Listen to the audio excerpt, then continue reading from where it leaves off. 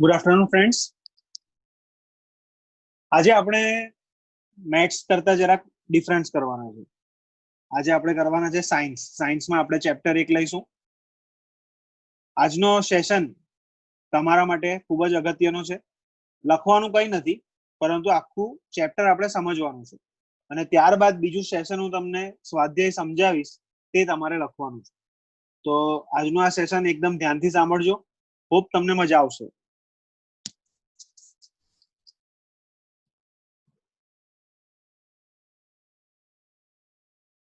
હું શેર કરું છું લિંક.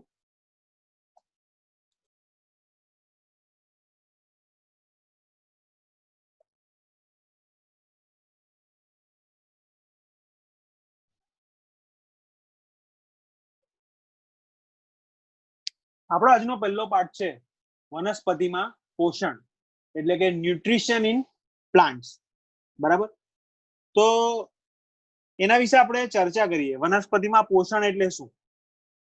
આ વસ્તુ આપણે ધોરણ 6 માં અભ્યાસ કરી ગયા છે કે બધા જ સજીવો માટે ખોરાક કેવો છે? ખૂબ જ અગત્યનો છે, ખૂબ જ જરૂરી છે.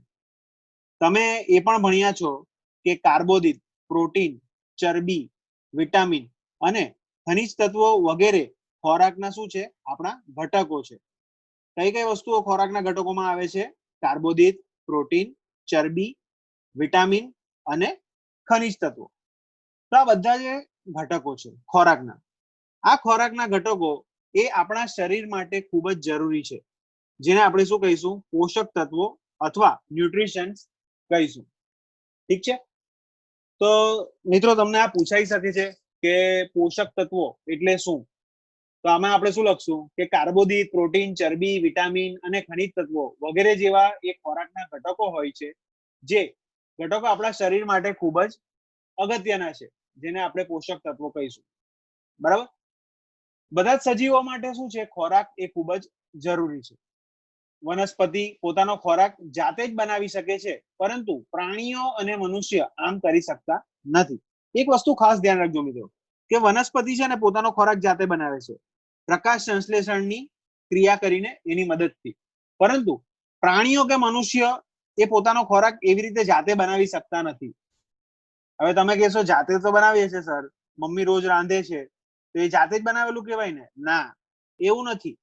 વસ્તુ શું છે? એ તો તમે બનાવો છો. તમારી પાસે એક પ્રોડક્ટ આવી, એ પ્રોડક્ટને તમે સમારકામ કરીને ખાવા માટે ઉપયોગમાં લીધી, એટલે એ જાતે બનાવેલું નથી કહેવાતું. જાતે બનાવેલું કોને કહેવાય? કે સ્વપોષી, પોતાના માટે નિર્મિત કરેલી પોતે વસ્તુ, તો એને જાતે બનાવેલી વસ્તુ કહેવાય. તમે જે બનાવો છો એ શું છે? એ તો તમે વનસ્પતિ લો છો અથવા મસાલા લો છો, કઈ પણ વસ્તુ લઈને ત્યાર પછી એમાં સમારકામ કરીને તમે એ વસ્તુને ખાવા લાયક બનાવો છો. એટલે તમે કોઈ બીજી વસ્તુ તો વાપરો જ છો, પણ વનસ્પતિ એવી વસ્તુ છે કે જે સ્વપોષી છે, પોતાનો ખોરાક તે જાતે જ બનાવે છે. ઠીક છે? આમ મનુષ્ય અને પ્રાણીઓ પ્રત્યક્ષ કે પરોક્ષ રીતે વનસ્પતિ ઉપર આધારિત હોય છે. પહેલો પોઈન્ટ આપણે જોઈએ એમાં, વનસ્પતિમાં પોષણના પ્રકારો, એટલે કે mode of nutrition in plants.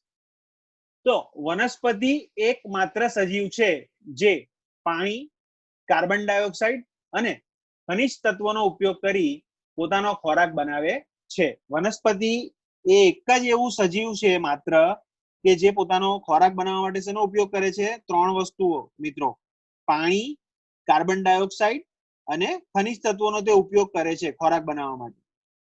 આ ખોરાક બનાવવા માટેની જરૂરી કેવી છે? કાચી સામગ્રીઓ છે, જેને આપણે શું કહીશું? રો મટીરિયલ્સ, કે જે ક્યાં હોય છે? તેની આસપાસ જ હોય છે. કાચી સામગ્રી કહેવાય ને. કાર્બન ડાયોક્સાઇડ તો કે હવામાંથી આવશે, બરાબર? પાણી તો એ પણ એક જમીનનો સ્ત્રોત છે, અને ખનિજ તત્વો તો એ પણ એક જમીનનો સ્ત્રોત છે. તો એ વનસ્પતિની આજુબાજુ જ આવેલી છે, માટે એ શું કહેવાશે? તો કે એના માટેનું રો મટીરિયલ, કાચો માલ સામાન, કે જેના દ્વારા તે પોતાનો ખોરાક શું કરે છે? જાતે બનાવવાનો પ્રયત્ન કરે છે.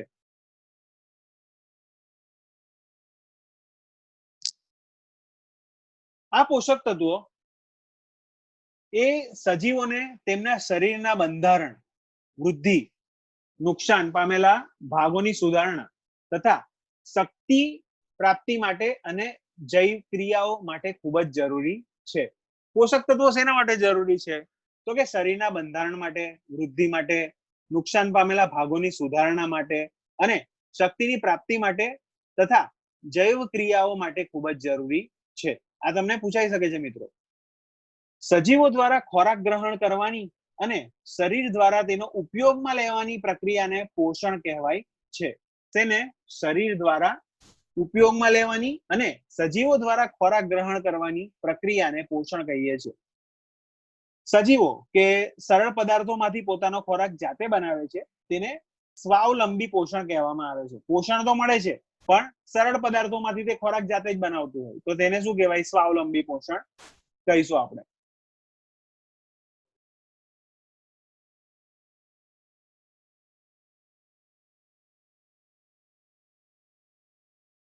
અહીંયા જોઈએ ઓટોટ્રોપ્સ. એને આપણે શું કહેવાય? સ્વાવલંબી ને ઇંગ્લિશમાં કહેવાશે ઓટોટ્રોપ્સ. ઓટો એટલે શું? પોતે. કોઈ પણ વસ્તુ ઓટોમેટિક, આપણે ઓટોમેટિક કહીએ, ઓટોમેટિક એટલે જાતે જ ચાલવા વાળી વસ્તુ. તેવી રીતે ઓટો એટલે પોતે અને ટ્રોપ એટલે પોષણ, એટલે સ્વાવલંબી પોષણ, સ્વાવલંબી પોષણ. તેથી વનસ્પતિઓ સ્વાવલંબી કહેવાય છે. પ્રાણીઓ અને બીજા ઘણા સજીવો પોતાનો ખોરાક વનસ્પતિ પાસેથી મેળવે છે. હવે વનસ્પતિ પોતાનો ખોરાક જાતે બનાવી દે છે અને ઉછેર થાય છે, તેની વૃદ્ધિ થાય છે, તે મોટા થાય છે અને એનો ઉપયોગ કોણ કરે છે? પ્રાણીઓ. પ્રાણીઓ અને બીજા ઘણા સજીવો એ પોતાના ખોરાક માટે વનસ્પતિ મેળવે છે. તેઓને શું કહીશું આપણે? વનસ્પતિ હતી તે સ્વાવલંબી એટલે કે ઓટોટ્રોપ્સ હતી. હવે પ્રાણીઓ અને એના જેવા બીજા સજીવો તો એને આપણે કહીશું પરાવલંબી એટલે કે હેટ્રોટ્રોપ્સ. હેટ્રો એટલે પર, પરપોષી, બીજા ઉપર નભનારા, બીજા ઉપર આશ્રય રાખનારા. બરાબર? તો હવે આપણને પ્રશ્ન ઉદ્ભવે કે વનસ્પતિમાં ખોરાક બનાવવા માટેનું કારખાનું ક્યાં હોય છે? આપણે એમ સમજી લીધું કે ભાઈ વનસ્પતિ એ સ્વાવલંબી છે, પોતાનો ખોરાક જાતે બનાવે છે, એના માટે એને રો મટીરિયલની જરૂર પડે છે. આ બધી વસ્તુ એને મળી ગઈ, પણ હવે એને ખોરાક બનાવો એ પ્રોસેસ જે કરે છે તો એનું કારખાનું ક્યાં છે? એ કેવી રીતે બનાવશે? તો શું ખોરાક વનસ્પતિના બધા જ ભાગોમાં બને છે કે માત્ર અમુક જ ભાગમાં બને છે? શું એવું છે કે ખોરાક બનાવવા માટે એક ભાગ નિયમિત કરેલો હોય એ લોકોનો કે એ જ વસ્તુમાં એનો શું કહેવાય ખોરાક તરીકેનો ભાગ બને, કે પછી એના નિર્ધારિત કરેલા અમુક અમુક ભાગો હોય છે કે જેમાં તે પોતાનો ખોરાક બનાવે છે? કેવી રીતે આ પદાર્થો વનસ્પતિમાં ખોરાક બનાવવાના કારખાના સુધી વહન પામે છે? એટલે એ ટ્રાન્સપોર્ટ કેવી રીતે થાય? કોઈ પણ જગ્યાએ કઈ પણ વસ્તુ મોકલવી તો આપણે શું કરીએ છીએ? ટ્રાન્સપોર્ટ કરીએ. બરાબર? તો આમાં પણ એવું જ થશે સેમ કે રો મટીરિયલ છે, પાણી છે, કાર્બન ડાયોક્સાઇડ છે, ખનિજ દ્રવ્યો છે, પણ એ કારખાના સુધી એટલે કે ત્યાં સુધી ટ્રાન્સપોર્ટ કઈ રીતે થશે? તો એના માટે જોઈએ પ્રકાશ સંશ્લેષણ વનસ્પતિમાં ખોરાક બનાવવાની પ્રક્રિયા. પ્રકાશ સંશ્લેષણ એ વનસ્પતિમાં ખોરાક બનાવવાની પ્રક્રિયા. પ્રકાશ સંશ્લેષણ એટલે photosynthesis, food making process in plants. તો પર્ણો એ વનસ્પતિમાં ખોરાક બનાવવા માટેના કારખાના છે. વનસ્પતિમાં ખોરાક બનાવવાની ક્રિયા એ પર્ણમાં જોવા મળે છે. પર્ણો એટલે પાંદડા કે જે વનસ્પતિમાં ખોરાક બનાવવાનું કારખાના તરીકેનું કાર્ય કરતું હોય છે. બરાબર? વનસ્પતિમાં ખોરાક બનાવવાની ક્રિયા પર્ણમાં જોવા મળે છે. તેથી બધા જ કાચા પદાર્થોને ત્યાં પહોંચવું જ રહ્યું. બરાબર? જેટલા પણ રો મટીરિયલ છે એને ત્યાં સુધી તો એને પહોંચાડવા જ પડે. જમીનમાં રહેલ પાણી અને ખનિજ તત્વોનું મૂળ દ્વારા શોષણ થાય છે. પાણી અને બીજા ખનિજ તત્વો જે આપણે કીધા તે ક્યાંથી એ લે છે? અંદર નીચે મૂળ આવેલા હોય છે, એ મૂળમાંથી તે તેનું શોષણ કરે છે એટલે કે ઉપર તરફ લાવે છે અને તેનું પરિવહન પૂર્ણ સુધી થાય છે. એટલે જ્યાં એ પર્ણ હોય ત્યાં સુધી એને પૂર્ણ કરે છે. બરાબર? મૂળિયાથી માંડીને પર્ણ સુધી લાવવાનું તેનું કામ હોય છે. હવે અહીંયા આપણે જોઈએ કોષો. તો તમે જોયું કે બહુમાળી મકાન એ ઈંટોના બનેલા હોય છે. બરાબર? તેવી જ રીતે સજીવ શરીર એ ખૂબ જ નાના એકમોનું બનેલું હોય છે. સેલ્સ આપણે એમ કહીએ ને, કોષ, સેલ્સ, તો એના બનેલા હોય છે. કોષ આર્યા, જેને આપણે કોષ કહીશું.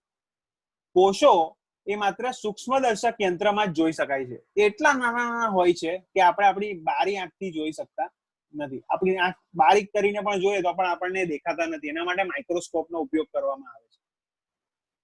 તો કેટલાક સૂક્ષ્મ જીવો માત્ર એક જ કોષના બનેલા હોય છે. કોષ એક પાતળા આવરણથી આવરિત હોય છે, એકદમ પાતળું તેનું આવરણ હોય છે, તેના માટે આવરિત હોય છે, જેને કોષરસ સ્તર એટલે કે સેલ મેમ્બ્રેન કહે છે. દરેક કોષમાં ઘટ મધ્યમમાં ગોઠવાયેલા રચના આવેલી હોય છે. મધ્યમ ભાગમાં જો તમને કાળા કાળા ડોટ્સ દેખાતા હશે, આ રહ્યા, એના ઉપરથી તમને આઈડિયા આવશે કે એ શું છે, કોષ કેન્દ્ર, એને આપણે શું કહીશું, કોષ કેન્દ્ર. પછી અંદર નાના નાના બીજા કાળા કાળા ટપકા છે, તે શું કહેવાશે, કોષરસ. અને એ આની ફરતે એક બ્લેક કલરની આઉટર લાઈન બતાવેલી છે, જુઓ, એ બ્લેક કલરની આઉટર લાઈન જે છે એને કોષરસ સ્તર કહેવાય છે, કે જેને લીધે કોષરસ જે છે તે બહાર નીકળી નહીં જાય. બરાબર. કોષ કેન્દ્ર એટલે કે ન્યુક્લિયસ કહેવાય છે. કોષ કેન્દ્રની આસપાસ જેલી જેવું દ્રવ્ય આવેલું હોય છે, ચીકણું જેલી જેવું દ્રવ્ય હોય છે, બરાબર, જેને કોષરસ એટલે કે સિપ્ટોઝમ કહે છે. આ કોષ કેવી રીતના બને છે તે માટેની અહીંયા આગળ માહિતી આપેલી છે. આગળ જોઈએ આપણે કે વનસ્પતિ એ પર્ણમાં આવેલા નાના છિદ્રો દ્વારા, બરાબર, વાતાવરણમાંનો કાર્બન ડાયોક્સાઇડ લે છે. એની અંદર નાના નાના સૂક્ષ્મ છિદ્રો આવેલા હોય છે કે જેના દ્વારા તે કાર્બન ડાયોક્સાઇડને શું કરે છે, ગ્રહણ કરે છે. આ છિદ્રો એને રક્ષક કોષો દ્વારા આવરિત હોય છે. એને રક્ષક કોષ હોય છે જેના દ્વારા તે આવરિત થતા હોય છે, જેમને શું કહેવામાં આવે છે, પર્ણરંધ્ર એટલે કે સ્ટોમાટા કહેવામાં આવે છે. પર્ણરંધ્ર કહેવામાં આવે છે. હું અંગ્રેજીમાં એટલા માટે બોલું છું સાથે સાથે કે તમને ખ્યાલ આવે કે પર્ણરંધ્ર એટલે શું, તો કે that is the meaning of stomata. A stomata કહેવાશે.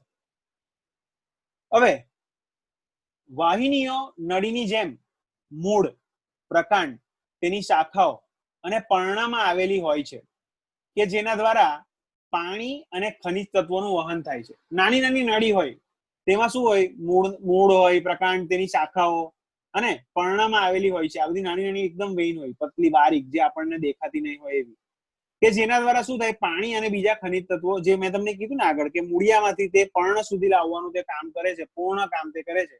તે ક્યાંથી કરે છે, તો કે આવી નાની નાની શાખાઓ દ્વારા. તેઓ એક સળંગ માર્ગ અથવા પથ પણ બનાવે છે.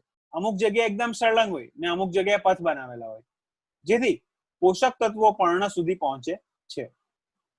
તમે પ્રકરણ 11માં વનસ્પતિમાં પદાર્થોના વહન વિશે વધુ અભ્યાસ કરશો. આગળ પ્રકરણ 11 આવશે, એની અંદર વનસ્પતિમાં કયા પ્રકારના પદાર્થો વહન કરતા હોય છે તે આપણે પ્રયોગ દ્વારા પણ જોવાના છે. પર્ણોમાં લીલું રંજક દ્રવ્ય આવેલું હોય છે કે જેને આપણે હરિતદ્રવ્ય કહીએ છીએ. હરિતદ્રવ્ય મીન્સ ક્લોરોફિલ. પર્ણોની અંદર પાંદડામાં શું આવેલું છે, ક્લોરોફિલ આવેલું હોય છે, બરાબર. લીલા રંગનું જે કહેવામાં આવે, જેના લીધે આપણા પાંદડા જે લીલા આટલા દેખાતા હોય છે, તે શું કામ દેખાય છે, તો કે એની અંદર ક્લોરોફિલ નામનું તત્વ આવેલું છે, હરિતદ્રવ્ય, જેને લીધે તે લીલા દેખાય છે. તે પર્ણને સૂર્ય ઉર્જાનું શોષણ કરવામાં પણ મદદરૂપ થાય છે. આ ઉર્જા કાર્બન ડાયોક્સાઇડ અને પાણીમાંથી ખોરાક બનાવવામાં વપરાય છે. આમ સૂર્યપ્રકાશની હાજરીમાં ખોરાકનું સંશ્લેષણ થતું હોવાથી તેને પ્રકાશ સંશ્લેષણ કહેવાય છે. તમને પૂછાઈ શકે છે કે પ્રકાશ સંશ્લેષણ કોને કહેવાય, તો કે કાર્બન ડાયોક્સાઇડ અને પાણીમાં ખોરાક બનાવવા વપરાય છે. આમ સૂર્યપ્રકાશની હાજરીમાં ખોરાકનું સંશ્લેષણ થતું હોવાથી તેને પ્રકાશ સંશ્લેષણ કહેવાય છે. ફોટો એટલે કે પ્રકાશ અને સિન્થેસિસ એટલે કે સંશ્લેષણ, ફોટોસિન્થેસિસ. તેથી આપણે કહી શકીએ છીએ કે હરિતદ્રવ્ય, સૂર્યપ્રકાશ, કાર્બન ડાયોક્સાઇડ અને પાણી એ પ્રકાશ સંશ્લેષણની પ્રક્રિયા માટે ખૂબ જ અગત્યની માહિતી કહેવાય. આ બધી એની રો મટીરિયલ વાળી વસ્તુ કહેવાય કે પ્રકાશ સંશ્લેષણની જે ક્રિયા થાય છે તો કઈ કઈ વસ્તુ એના માટે જરૂરી પડે છે. હરિતદ્રવ્ય જોઈએ કે જે આપણને પર્ણમાંથી મળે છે, સૂર્યપ્રકાશ જે આપણને સૂર્યમાંથી મળે છે, અને કાર્બન ડાયોક્સાઇડ અને પાણી. તો કાર્બન ડાયોક્સાઇડ હવામાંથી મળે છે અને પાણી આપણને જમીનમાંથી મળે છે. તો આ બધી વસ્તુઓ પ્રકાશ સંશ્લેષણની પ્રક્રિયા માટે શું છે, એકદમ ઇમ્પોર્ટન્ટ છે, જરૂરિયાતની છે. આ પૃથ્વી પરની એક વિશિષ્ટ ઘટના છે, ખૂબ જ વિશિષ્ટ ઘટના, અને તમે કહી શકો છો. સૂર્ય ઉર્જા એ પર્ણ દ્વારા શોષિત થાય છે, બરાબર, અને વનસ્પતિમાં ખોરાક સ્વરૂપે સંગ્રહ પણ પામતી હોય છે. આથી સૂર્ય એ બધા સજીવો માટે ઉર્જાનો એક અદ્વિતીય સ્ત્રોત ગણવામાં આવે છે. સૂર્યમાંથી ઘણી બધી વસ્તુઓ આપણને પ્રાપ્ત થાય છે. આપણે ડાયરેક્ટલી એ વસ્તુ જોઈ નથી શકતા, પણ સૂરજ જો નહીં હોય તો દુનિયાનો અંત થઈ જાય. બરાબર? જેમ વનસ્પતિ નહીં હશે તો દુનિયાનો અંત થઈ શકે છે, એવી જ રીતે સૂર્ય પણ જરૂરી છે. કારણ કે સૂર્ય નહીં હશે તો વનસ્પતિ પ્રકાશ સંશ્લેષણની ક્રિયા નહીં કરી શકશે, અને જો પ્રકાશ સંશ્લેષણની ક્રિયા નહીં થાય તો શું થાય? વનસ્પતિ પોતાનો ખોરાક જાતે બનાવી શકે નહીં, અને વનસ્પતિ પોતાનો ખોરાક જાતે નહીં બનાવે તો એની વૃદ્ધિ નહીં થાય, એ આગળ વિકાસ નહીં પામે. વિકાસ નહીં પામે તો એ આપણા જેવા પ્રાણીઓ, મનુષ્ય છે કે બીજા અનેક પ્રાણીઓ છે કે જે વનસ્પતિ ઉપર નપતા હોય, તે શું થાય? ઓટોમેટિક મૃત્યુ પામે. એટલે એક સમજો, એક નાની કડી છે કે સૂર્ય જ જો નહીં હોય તો આખું એનું જે ચક્ર છે એ ચક્ર ફરતું બંધ થઈ જશે. શું તમે પ્રકાશ સંશ્લેષણ વિના પૃથ્વી પરની જીવનની કલ્પના કરી શકો છો? પ્રકાશ સંશ્લેષણ વિના કોઈ પણ ખોરાક બની શકે નહીં. લગભગ બધા જ સજીવોનું અસ્તિત્વ પરોક્ષ કે પ્રત્યક્ષ રીતે વનસ્પતિ દ્વારા બનાવેલા ખોરાક પર જ આધારિત હોય છે. જે મેં તમને કીધું સાહેબ કે પરોક્ષ કે પ્રત્યક્ષ એટલે કે ડાયરેક્ટલી અથવા ઇનડાયરેક્ટલી આપણને વનસ્પતિની જરૂર પડે જ છે. અને વનસ્પતિ ક્યારે આવશે? જ્યારે એની અંદર પ્રકાશ સંશ્લેષણની પ્રક્રિયા હશે તો એ વનસ્પતિના ભાગમાં આવશે ને. બરાબર? તો ખોરાક પર જ તે આધારિત હોય છે આ બધી વસ્તુ. બીજી બાજુએ ઓક્સિજન કે જે બધા જ સજીવોના અસ્તિત્વ માટે જરૂરી છે, તે શું થાય? પ્રકાશ સંશ્લેષણ દ્વારા ઉત્પન્ન થાય છે. ઓક્સિજન પણ પ્રકાશ સંશ્લેષણ દ્વારા ઉત્પન્ન થાય છે. પ્રકાશ સંશ્લેષણની ગેરહાજરીમાં પૃથ્વી પર જીવન અશક્ય છે. કારણ કે સજીવો જે હોય છે, સજીવોમાં એ લોકો ઓક્સિજન ગ્રહણ કરે છે અને કાર્બન ડાયોક્સાઇડ બહાર કાઢે છે. આ આપણે છઠ્ઠા ધોરણમાં અમુક વસ્તુ જોઈ ગયા વિજ્ઞાનમાં. હવે એ જ વસ્તુ છે કે વનસ્પતિ એનાથી ઊંધું કાર્ય કરે છે. વનસ્પતિ શું કરે છે? પ્રકાશ સંશ્લેષણની ક્રિયા દરમિયાન કાર્બન ડાયોક્સાઇડ તે લે છે અને ઓક્સિજન મુક્ત કરે છે. એટલે એક ડાયરેક્ટલી કે ઇનડાયરેક્ટલી તમને જે ઓક્સિજન મળે છે તે ઓક્સિજન ક્યાંથી આવે છે? એને રિસફલ કરીને વનસ્પતિ જ મોકલે છે. એટલે આ વસ્તુ એકબીજા સાથે નભવા જેવી છે કે જો વનસ્પતિ નહીં હશે તો ઓક્સિજન પણ નહીં હશે, અને ખાવાનું તો ઠીક, ઓક્સિજન પણ આપણી પાસે હશે નહીં જો વનસ્પતિ નહીં હશે તો. આગળ વધીએ. અહીંયા બોક્સમાં આપેલું તે વાંચીએ તો કે પ્રકાશ સંશ્લેષણની ક્રિયા પર્ણ સિવાય વનસ્પતિના બીજા લીલા ભાગોમાં પણ થાય છે. એટલે ખાલી એવું નથી કે પાંદડામાં જ, પણ એના જેવા બીજા જે લીલા ભાગ છે, જેમ કે લીલું પ્રકાંડ એટલે લીલા કલરની જો ડાળી હોય તે, અને તેની શાખાઓ એટલે ડાળીઓમાં જે તમને જ્યાંથી પર્ણ માટે શાખા અલગ અલગ નીકળે તેને શાખા કહેવાશે. રણમાં ઉગતી વનસ્પતિઓ પર ભીંગડા જેવું આવરણ અથવા કાંટા જેવા પર્ણ જોવા મળે છે. એકદમ કાંટાળા થોર હોય તે કાંટા શું છે? તો એ એક જાતના ભીંગડા જેવું કામ કરે છે, જે બાષ્પોત્સર્જન દ્વારા થતા પાણીના વ્યયને અટકાવે છે. જે વધારે પડતું પાણી બાષ્પીભવન ના થાય અને ત્યાં ને ત્યાં ટકી રહે એના માટે તે આવા કંટક જેવા ભાગમાં પરિણમે છે. તમે જો થોરને કાંટેવાળા ભાગ પાસેથી જો તોડશો તો એમાંથી પાણી નીકળશે. તે પાણી શું છે? ત્યાં આગળ સંગ્રહ થાય છે. બરાબર? જલ્દી એ બાષ્પોત્સર્જન થઈ જતું નથી, નહીં તો ગરમીને લીધે પાણી ઉડી જાય. રણમાં વનસ્પતિઓ ઓછામાં ઓછી શું કહેવાય પાણીની વ્યવસ્થા હોય છે, ત્યાં જલ્દી પાણી મળતું નથી. એટલે જ્યારે એને પાણી મળે છે ત્યારે તે બને એટલું પાણી શોષી લેવાની કોશિશ કરે છે. બરાબર? અને પાણીનો વ્યય થવા દેતું નથી. આ વનસ્પતિઓ પાસે લીલું પ્રકાંડ હોય છે જેને પ્રકાશ સંશ્લેષણની ક્રિયા કરે છે. એટલે આવી વનસ્પતિ પણ પ્રકાશ સંશ્લેષણની ક્રિયા તો કરે જ છે. એ કેવી રીતે કરે છે કાંટાવાળી વનસ્પતિ? તો કે એને લીલું પ્રકાંડ હોય છે જેના દ્વારા તે પ્રકાશ સંશ્લેષણની ક્રિયા કરતું હોય છે. ઠીક છે, આગળ વધીએ.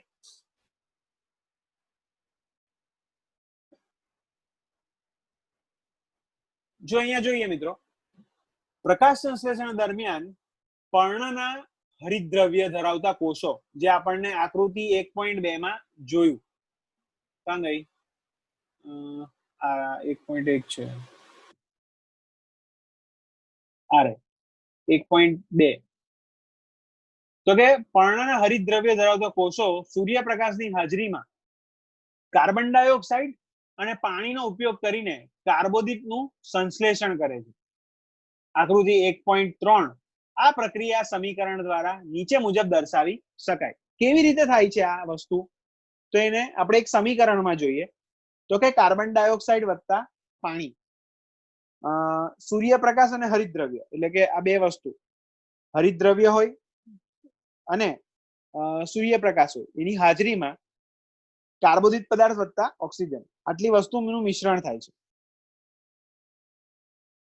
અહીંયા તમને આકૃતિમાં દેખાશે આ નાના નાના સેલ્સ જેવા ભાગ છે, જેને આપણે વચ્ચેનો ભાગ જે છે તેને શું કહીશું? હરિતદ્રવ્ય, ક્લોરોફિલ. બરાબર. પછી આ નીચેનો જે આ ભાગ છે આ તે શું કહીશું? રક્ષક કોષો. પછી આ વચ્ચે વાળો જે ભાગ છે, ખાલી ગેપ જેવો ભાગ, તેને આપણે કહીશું વાયુરંધ્ર. બરાબર. આ પહેલી એક પર્ણની આકૃતિ આપી છે, એમાં એકદમ નાના ભાગમાં બતાવ્યું છે. જુઓ કે પર્ણનો આડો છેદ કેવો હશે, એની વચ્ચે જો આવા રક્ષક કોષો આવેલા, નાના નાના બ્લેક કલરના ડોટ્સ દેખાય છે તમને, તેને રક્ષક કોષો કહેવામાં આવે છે. અને વચ્ચે જે પેલું વ્હાઈટ કલરનો ભાગ દેખાય છે આયરો, તેને શું કહીશું આપણે? પર્ણરંધ્ર કહીશું. આ બાજુ આપણે જોઈએ એની આખી પરિસ્થિતિ કેવી રીતે થાય છે. તો કે આ એક છોડ છે, પર્ણમાં હરિતદ્રવ્ય એટલે કે લીલા કલરના જે પાંદડા છે, બરાબર, સૂર્યપ્રકાશ, પ્રકાશની શક્તિ દ્વારા તે કાર્બન ડાયોક્સાઇડ ગ્રહણ કરે છે અને આ બાજુ ઓક્સિજનને શું કરે છે? રિલીઝ કરે છે, છોડે છે. એના લીધે પર્ણમાં રહેલા હરિતદ્રવ્યના લીધે પાણી અને ખનિજ ક્ષારો, પ્રકાશ સંશ્લેષણ દર્શાવતી આકૃતિમાં આપણને આ વસ્તુ જોવા મળે છે. પ્રક્રિયા દરમિયાન ઓક્સિજન મુક્ત થાય છે. સામાન્ય રીતે કાર્બોદિત પદાર્થો સ્ટાર્ચમાં શું થાય છે? ફેરવાઈ જતા હોય છે. પર્ણમાં સ્ટાર્ચનું હોવું એ પ્રકાશ સંશ્લેષણની પ્રક્રિયા થવાનું સૂચન કરે છે. એટલે જે સ્ટાર્ચ હોય છે તે શું કરે છે? પ્રકાશ સંશ્લેષણની પ્રક્રિયા થવાનું આપણને સૂચન કરે છે. સ્ટાર્ચ એ શું છે? તો કે સ્ટાર્ચ એક કાર્બોદિતનો પ્રકાર છે. બરાબર.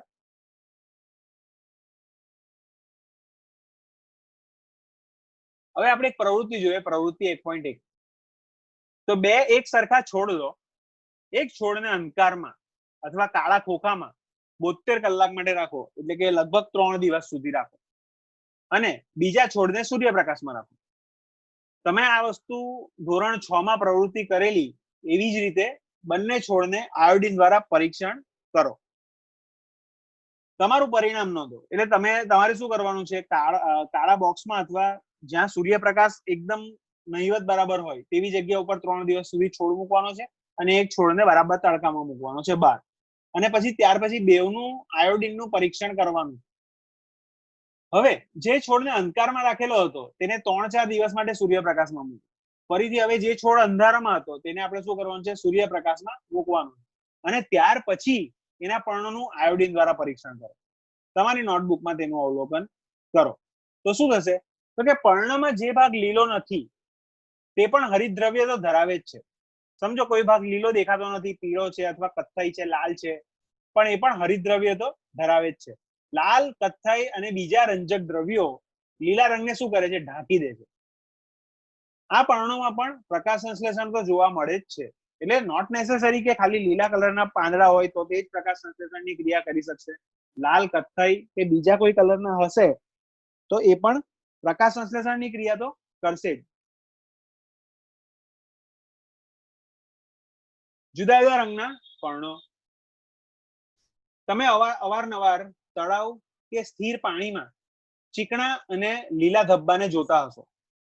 સામાન્ય રીતે વૃદ્ધિ પામતા આ સજીવને લીલ એટલે કે અલગી કહેવામાં આવે છે. આ જોયું હશે, વરસાદના સમયમાં તમે ઘણી વખત જોતા હશો કે કશે ને કશે લીલ બાજેલી હોય, લીલા કલરના ધબ્બા તમને દેખાશે સામાન્ય રીતે.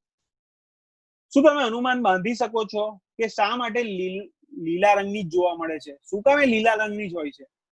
બીજો કોઈ કલર બી હોવો જોઈએ ને. તેઓ હરિતદ્રવ્ય ધરાવે છે. બરાબર. એટલે કે તેની અંદર શું હોય છે? ક્લોરોફિલ આવેલું હોય છે.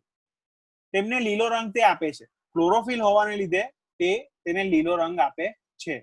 લીલ એ પણ પ્રકાશ સંશ્લેષણની ક્રિયા દ્વારા પોતાનો ખોરાક જાતે બનાવે છે. યાદ રાખજો મિત્રો, આ વસ્તુ તમને નાના એક વાક્યમાં પૂછાઈ શકે છે કે લીલ પણ પ્રકાશ સંશ્લેષણની ક્રિયા દ્વારા પોતાનો ખોરાક જાતે બનાવે છે. બરાબર. કાર્બોદિત પદાર્થો સિવાય વનસ્પતિ ખોરાકનું સંશ્લેષણ એટલે કે synthesize of plant food other than the carbohydrates. તમે શીખ્યા કે વનસ્પતિ એ પ્રકાશ સંશ્લેષણની ક્રિયા દ્વારા કાર્બોદિત પદાર્થોનું શું કરે છે? સંશ્લેષણ કરે છે. કાર્બોદિત પદાર્થો કાર્બન, હાઇડ્રોજન અને ઓક્સિજનના બનેલા હોય છે, જેનો ઉપયોગ બીજા ઘટકો જેવા કે પ્રોટીન, ચરબીના સંશ્લેષણ માટે થાય છે. એટલે કે શું થાય? પ્રોટીન અને ચરબી જેવા બીજા સંશ્લેષણ જે હોય તેના માટે તેનો ઉપયોગ થાય છે. પરંતુ પ્રોટીન એ નાઇટ્રોજન યુક્ત પદાર્થ છે, તેમાં નાઇટ્રોજન સાથે આવેલું હોય છે. તો વનસ્પતિને નાઇટ્રોજન ક્યાંથી મળે છે? યાદ કરો કે હવામાં પુષ્કળ પ્રમાણમાં નાઇટ્રોજન વાયુ સ્વરૂપ રહેલો હોય છે. ઓક્સિજન હોય, ઓક્સિજનની સાથે સાથે અમુક માત્રા બીજી નાઇટ્રોજનની પણ હોય છે. બરાબર. પરંતુ વનસ્પતિ નાઇટ્રોજનનું તેના સ્વરૂપમાં શોષણ કરી શકતી નથી. એ પોતે ઓક્સિજન કે કાર્બન ડાયોક્સાઇડ જે પ્રમાણે મુક્ત કરે છે કે ગ્રહણ કરે છે, એવી રીતે નાઇટ્રોજન તે પોતે શોષણ કરી શકતી નથી. જમીન કેટલાક બેક્ટેરિયા ધરાવે છે જે વાયુરૂપ નાઇટ્રોજનને વાપરી શકાય તેવા સ્વરૂપમાં ફેરવતા હોય છે અને જમીનમાં તે શું કરે છે? મુક્ત કરતા હોય છે. આ દ્રાવ્ય સ્વરૂપ નાઇટ્રોજન પાણી સાથે વનસ્પતિ દ્વારા પણ તે શોષાય છે. તમે એ પણ જોયું હશે કે ખેડૂતો નાઇટ્રોજનથી ભરપૂર ખાતર જમીનમાં ભેળવે છે. બરાબર. નાઇટ્રોજન યુક્ત ખાતર તેઓ જમીનમાં ભેળવતા જ હોય છે. આવી રીતે વનસ્પતિ તેની નાઇટ્રોજન અને અન્ય ઘટકોની જરૂરિયાતને પૂરી કરે છે. આમ વનસ્પતિ એ કાર્બોદિત સિવાયના અન્ય ઘટકો જેવા કે પ્રોટીન અને ચરબીનું પણ સંશ્લેષણ કરી શકે છે. ખાસ આ મુદ્દો યાદ રાખજો કે વનસ્પતિ કાર્બોદિત સિવાયના અન્ય ઘટકો જેવા કે કયા કયા? પ્રોટીન અને ચરબી એનું પણ સંશ્લેષણ કરી શકે છે. આગળ વધીએ. વનસ્પતિમાં પોષણના અન્ય પ્રકાર એટલે કે other modes of nutrition in plants.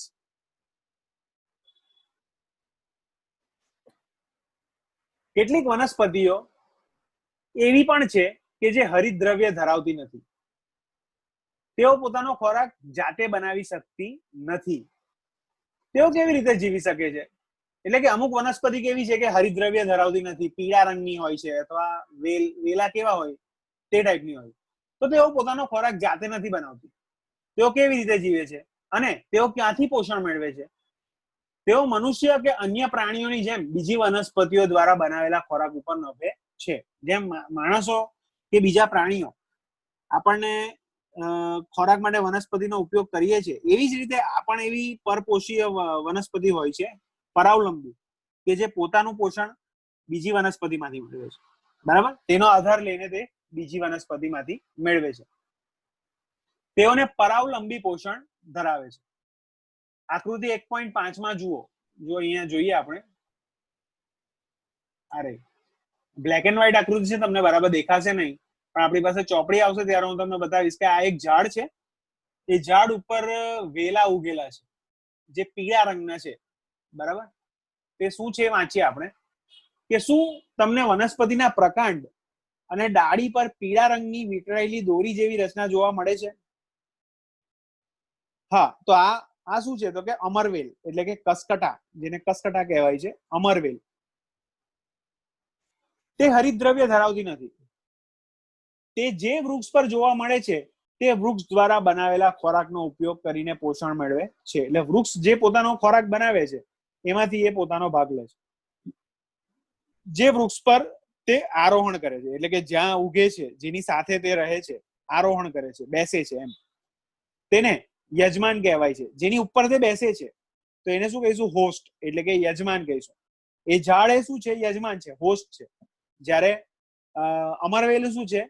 તો કે પરાવલંબી પોષણ પામતું પરોપજીવી છે. એનું તે પોતાનું પોષણ યજમાન પાસેથી લે છે, તેથી તેને પરોપજીવી એટલે કે પેરાસાઇટ પણ કહેવાય છે. આ ખાસ યાદ રાખજો કે બીજા પાસેથી, યજમાન પાસેથી પોષણ મેળવે છે માટે તેને પરોપજીવી એટલે કે પેરાસાઇટ પણ કહેવામાં આવે છે. શું આપણે અને બીજા પ્રાણીઓ પણ વનસ્પતિ પર નભનારા પરોપજીવી છે? તેના પર વિચારો અને શિક્ષક સાથે તેની ચર્ચા કરો. તો કે હા, આપણે પણ એક રીતે પરોપજીવી જ છે.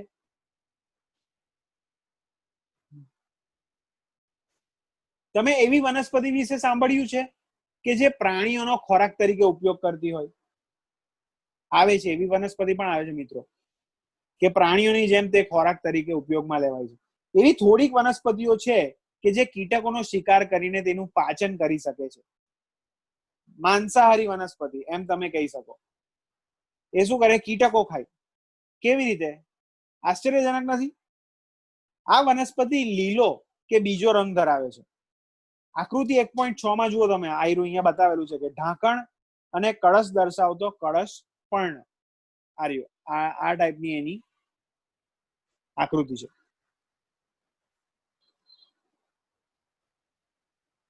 તો પર્ણ એક કળશ જેવી રચનામાં ફેરવાઈ જાય છે.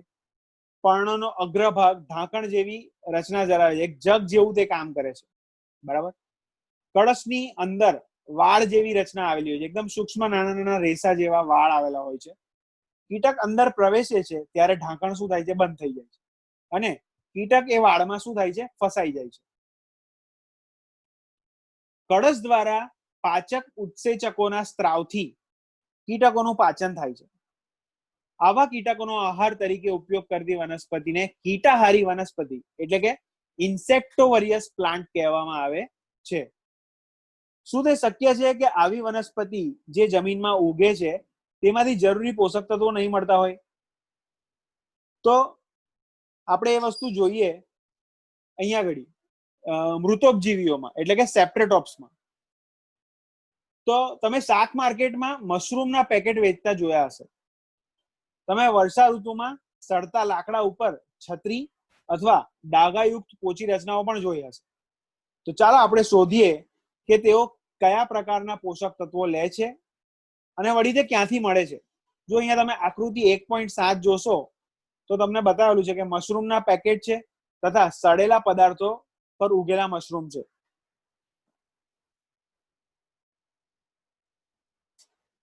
એક પ્રવૃત્તિ છે, બ્રેડનો ટુકડો લો, તેને પાણી દ્વારા ભીનો કરો, તેને હુંફાળી અને ભેજવાળી જગ્યા ઉપર 2 થી 3 દિવસ જ્યાં સુધી રૂંવાટી જેવા ધબ્બા ના દેખાય ત્યાં સુધી રાખો. આ ધબ્બા સફેદ, લીલા, કથ્થાઈ કે બીજા અન્ય કોઈ પણ રંગના હોઈ શકે છે. આ ધબ્બાને સૂક્ષ્મદર્શક યંત્ર અથવા તો બિલોરી કાચમાં નિહાળી શકો છો. તમારી નોટબુકમાં અવલોકનને નોંધો. મોટા ભાગે તમને બ્રેડના ટુકડા ઉપર રૂ જેવા તાતણા જોવા મળશે. બરાબર. આ સજીવોને શું કહીશું? ફૂગ, ફંગી અથવા ફૂગ કહેવામાં આવે છે. તેઓ જુદા જુદા પ્રકારે પોષણ મેળવે છે. અહીંયા તમને બતાવેલું છે, પણ માફ કરજો, આ આકૃતિ બરાબર અહીંયા દેખાતી નથી.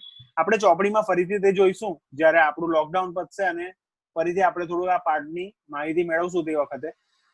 તો તેઓ મૃત અને સડી ગયેલા પદાર્થો પર પાચક સ્ત્રાવનો સ્ત્રાવ કરે છે અને દ્રાવણમાં તેને ફેરવે છે.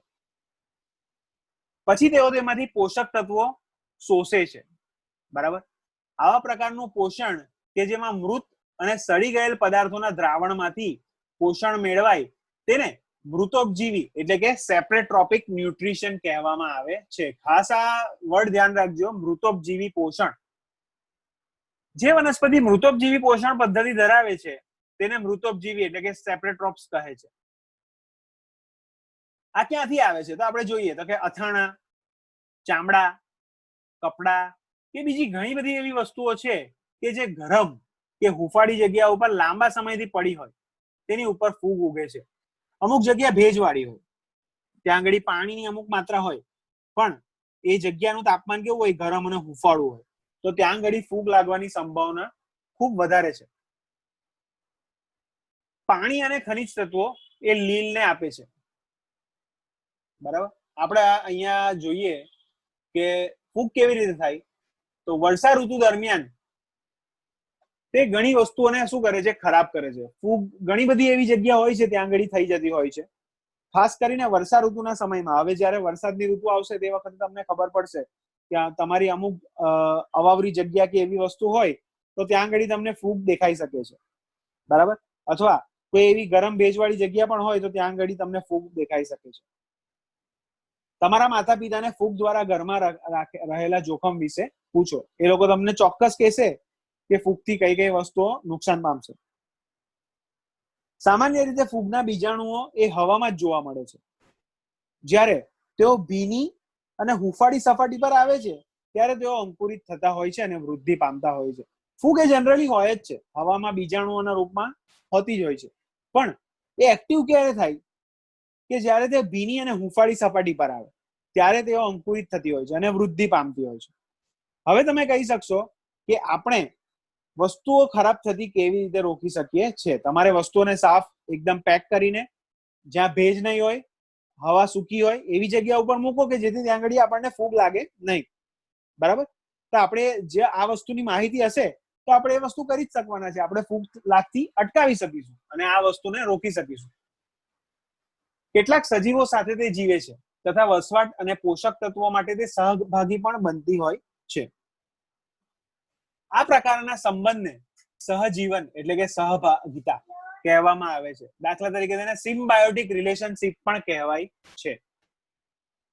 દાખલા તરીકે ફૂગ એ વનસ્પતિના મૂળ પર જોવા મળે છે, ઠીક છે. વૃક્ષ એ ફૂગને પોષક તત્વો પૂરા પાડે છે. બદલામાં ફૂગ પાસેથી જમીનમાંથી પાણી અને પોષક તત્વો મેળવવા માટે તે મદદ લે છે. આ પ્રકારનું જોડાણ એ વૃક્ષ માટે ખૂબ જ જરૂરી છે, બરાબર. વૃક્ષ ઉપર જો આ વસ્તુ કેવી રીતે છે તે તમને કીધી છે. સહભાગિતા એ પોષણ મેળવે છે તો એના માટે તે અમુક વસ્તુઓનો ત્યાગ પણ કરે છે. તેનો ત્યાગ કરે છે? ફૂગ પાસેથી જમીનમાંથી પાણી અને પોષક તત્વો મેળવવા માટે તે મદદ લે છે. લાઇકેન નીચે જોઈએ આપણે. લાઇકેન જેવા સજીવોમાં હરિતદ્રવ્યો ધરાવતા લીલ અને ફૂગ સાથે જોવા મળે છે. ફૂગ વસવાટ, પાણી અને ખનિજ તત્વો લીલને આપે છે. તેના બદલામાં તે શું કરે છે? લીલ એ પ્રકાશ સંશ્લેષણ દ્વારા બનેલા ખોરાક આપે છે. પોતે જે પ્રકાશ સંશ્લેષણ દ્વારા ખોરાક બનાવે છે તે તેને આપી દે છે. આગળ આપણે જોઈએ કે 1.5 જમીનમાં પોષક તત્વો ફરી કેવી રીતે આવે છે. પોષક તત્વો છોડ દ્વારા લેવામાં આવ્યા તો તે વખતે તો એ પત્યા, એનો ઉપયોગ થયો, તો ફરીથી એ પોષક તત્વો કેવી રીતે આવે છે? How nutritions are relationship in the soil. શું તમે ક્યારેય ખેડૂતને ખેતરમાં છાણિયું ખાતર અથવા રાસાયણિક ખાતર નાખતા જોયા છે? આપણે ઘણીવાર કશે વાતચીત કરતા હોય તો તે વખતે ખેતરને લગતી વાત હોય તો એમાં કહે કે આ ખાતરનો ઉપયોગ કરો, આ છાણિયું ખાતર કે આ રાસાયણિક ખાતર ખેતી માટે ખૂબ જ ઉપયોગી છે, બરાબર. અથવા કોઈ બગીચાનો માળી, એ બગીચામાં ઘાસવાળી ભૂમિ એટલે કે લોન અથવા કુંડામાં તેનો ઉપયોગ કરતો જોયા છે. આપણા ઘરે પણ જો કદાચ કુંડા હશે તો એની અંદર થોડા થોડા સમય અંતરે આપણે ખાતર નાખતા હોઈશું, બરાબર. તો શું તમે જાણો છો કે તે જમીનમાં શા માટે ઉમેરવામાં આવે છે? શું કામ આપણે ખાતરનો ઉપયોગ કરીએ છીએ અથવા છાણિયા ખાતરનો ઉપયોગ કરીએ છીએ? તો કે તમે શીખી ગયા કે વનસ્પતિ એ જમીનમાંથી પાણી અને ખનિજ પોષક તત્વોનું શું કરે છે? શોષણ કરે છે, ઠીક છે. તેથી તેમની માત્રા જમીનમાં ઘટતી જાય છે. જેમ એ લેતું જાય એક એની લિમિટ આવે ત્યાર પછી શું થાય? એમાં ઘટાડો થતો આવે. તો તેથી તેની માત્રા શું થાય છે? ઘટવા માંડે છે. છાણિયા ખાતર કે રાસાયણિક ખાતરમાં નાઇટ્રોજન, પોટેશિયમ અને ફોસ્ફરસ જેવા તત્વો રહેલા હોય છે. ખાતરમાં કયા તત્વો રહેલા છે? નાઇટ્રોજન, પોટેશિયમ અને ફોસ્ફરસ જેવા તત્વો રહેલા હોય છે. જમીનને સમૃદ્ધ બનાવવા માટે આવા પોષક તત્વો સમયાંતરે જમીનમાં ઉમેરવા જોઈએ. અમુક સમય થાય એટલે આપણે જમીનની નમી જળવાઈ રહે, જમીન ફળદ્રુપ રહે અને સમૃદ્ધ પોષક તત્વો આપણને મળતા રહે, તેના માટે આપણે જમીનમાં આવા ખાતરોનો ઉપયોગ સમયાંતરે કર્યા જ કરવો જોઈએ. જો આપણે વનસ્પતિની પોષક તત્વોની જરૂરિયાત પૂરી કરીએ તો આપણે તેમને ઉછેરી શકીએ છીએ અને વળી તેમની તંદુરસ્તી પણ આપણે જાળવી શકીએ છીએ. સામાન્યપણે પાકને નાઇટ્રોજનની પુષ્કળ પ્રમાણમાં જરૂરિયાત હોય છે. લણણી પછી જમીનમાં નાઇટ્રોજનની ઉણપ સર્જાઈ જાય છે.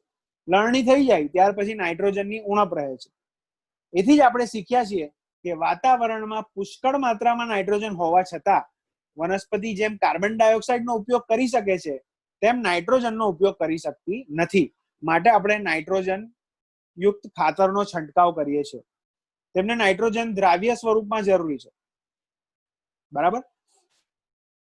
રાઇઝોબિયમ જેવા બેક્ટેરિયા એ વાતાવરણમાં નાઇટ્રોજન લઈ શકે છે અને તેના દ્રાવ્ય સ્વરૂપમાં ફેરવી પણ શકે છે, પરંતુ રાઇઝોબિયમ એ પોતાનો ખોરાક બનાવી શકતા નથી. હવે જેને આવી સ્વતંત્રતા છે કે જે નાઇટ્રોજન લઈ શકે છે, એને દ્રાવ્ય સ્વરૂપમાં ફેરવી શકે છે, તો વળી એ ખોરાક બનાવી શકતો નથી.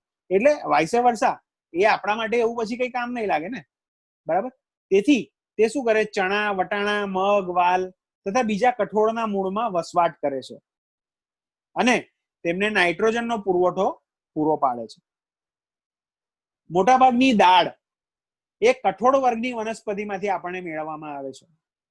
જનરલી તમે દાળ જોજો તો દાળ એ લગભગ કઠોળ વર્ગમાં જ આપણને જોવા મળશે. બરાબર.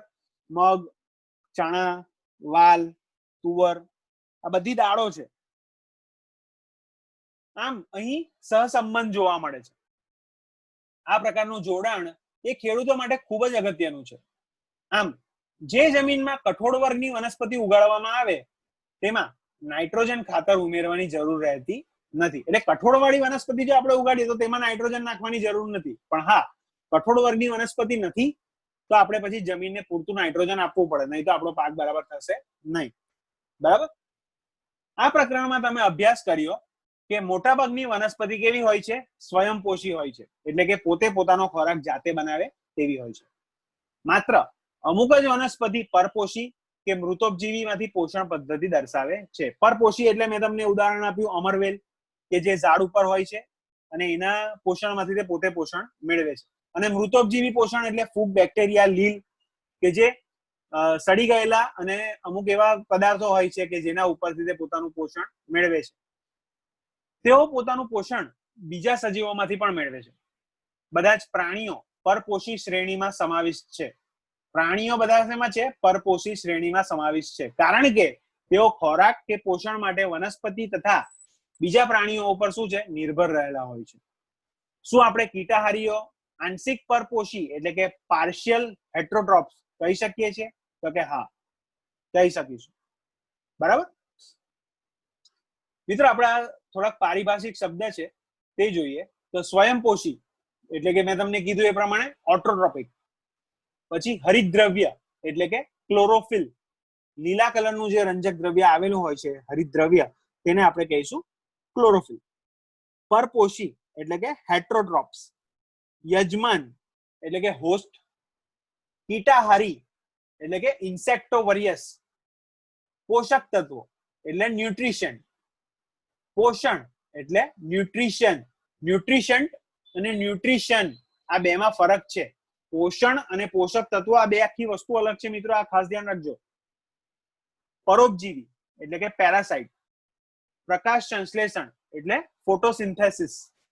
મૃતોપજીવી એટલે કે સેપ્રેટ્રોપ્સ. મૃતોપજીવન સેપ્રેટ્રોપિક. પર્ણરંધ્ર એટલે સ્ટોમાટા. કઈ વસ્તુ તમે શીખ્યા? તો કે આપણે જોઈ લઈએ એકદમ ટૂંકાણમાં કે બધા જ સજીવો શું કરે છે? ખોરાક લે છે અને તેનો ઉપયોગ શક્તિ મેળવવા તેમજ વૃદ્ધિ તથા શરીરને જાળવી રાખવા માટે કરે છે. લીલી વનસ્પતિ એ પ્રકાશ સંશ્લેષણની પ્રક્રિયા દ્વારા તેમનો ખોરાક જાતે બનાવે છે. તેઓ સ્વયંપોષી પણ કહેવાય છે. વનસ્પતિ એ સરળ રાસાયણિક પદાર્થો જેવા કે કાર્બન ડાયોક્સાઇડ, પાણી અને ખનિજ તત્વોનો ઉપયોગ કરીને ખોરાક બનાવવાની પ્રક્રિયા કરે છે. પ્રકાશ સંશ્લેષણની પ્રક્રિયા માટે હરિતદ્રવ્ય અને સૂર્યપ્રકાશ એ ખૂબ જ જરૂરી છે.